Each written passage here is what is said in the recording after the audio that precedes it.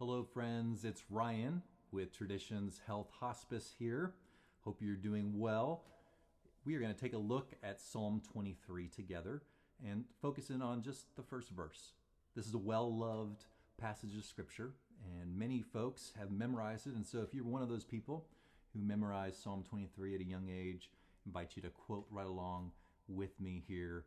Let's do this together. Psalm 23. The Lord is my shepherd, I shall not want.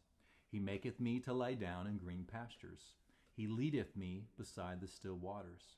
He restoreth my soul. He leadeth me in paths of righteousness for his name's sake.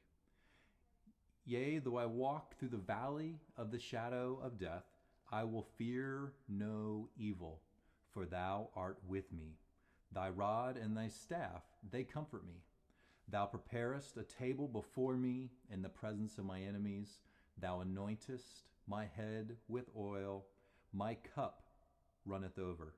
Surely goodness and mercy shall follow me all the days of my life, and I shall dwell in the house of the Lord forever.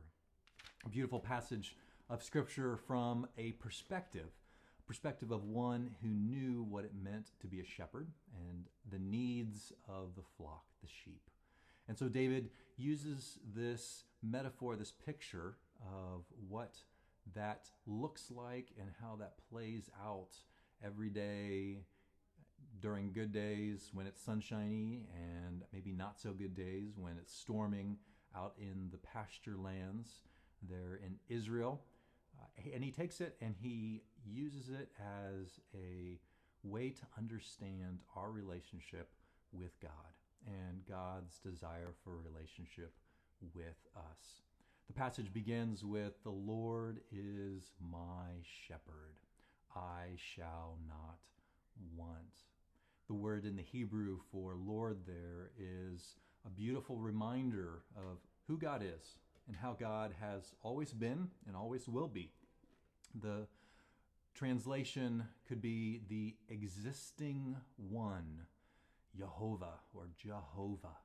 God is how David describes the presence of a shepherd in his life, the one who always has been and the one who always will be. There are those moments, those times when we need to be reminded in the times of uncertainty and doubt and much change and uncertainty in our lives, that there is a source within us and around us that is the existent and existing one that has always been.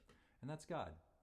For a sheep to know that there is one who will always be watching over and caring and guiding and directing, that brought great comfort. And that can bring us great comfort today, knowing that the Lord is our shepherd. A shepherd would care for the general needs of the sheep. We're talking about their food, their water, making sure that they're free from flies and parasites. The one who was overseeing, watching out for the sheep, brought comfort, brought peace, brought hope to the sheep, no matter what presented itself to them and how they were to move forward in their sheepness. So too, we have opportunities for simple faith, simple trust, knowing that God is with us and that we are with God and that we can trust God and the process that we're in right now through God's love surrounding us and filling us and moving in our lives and around the lives of those that we love. So quote it with me again, the first verse, "The Lord is my shepherd. I shall not want." I love that idea of not wanting. Another way we could say it, and some modern translations put it, that we will have no lack. There won't be a deficit at the end of the day. There won't be a shortfall. There's not going to be red when we finish our financial report. We're going to be in the black. There are those moments when we need to be reminded that the Lord is our shepherd and we shall not want, and that we can trust that there will be that provision for us in our lives. Now, as a human, We are gifted with a body and a mind and a heart and a spirit. And there are times when our minds need a little tune up. We have those opportunities to practice mindfulness, to be aware of what's going on in our heads. Sometimes we need to address the stinking thinking that bounces around, and we need to let go some of those thoughts that no longer serve us or bring us the peace of the Lord that the scriptures talk about is our strength. Sometimes our bodies need that touch, need that restoration, need that healing. We can trust God in those times of pain or of suffering, that comfort is on its way. Our hearts sometimes are broken and shattered, and we're hurting, and we can receive that healing and comforting touch from the Good Shepherd in our hearts. And of course, our spirits, as spiritual beings having a physical experience, we're reminded that for eternity we will live on in the spiritual realm that we call heaven. What a beautiful picture we see in the scriptures about what heaven is for the child of God.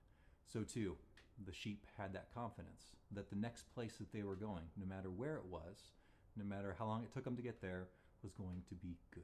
Whether that was a new place for grazing or a new water source for the flock, they always knew that it was good.